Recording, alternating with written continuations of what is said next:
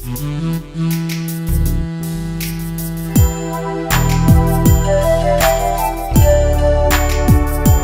الله الرحمن الرحيم أنا كتيتو أو represent جرينا تيم كصومالي أو كسمايو أو حكوا جرعنا تيم كي مع Minneapolis 5-2 وأنا كاسا.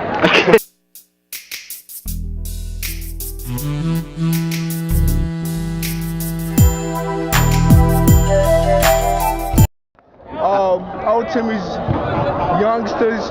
We playing with St. Cloud State. We from St. Cloud. Go ahead.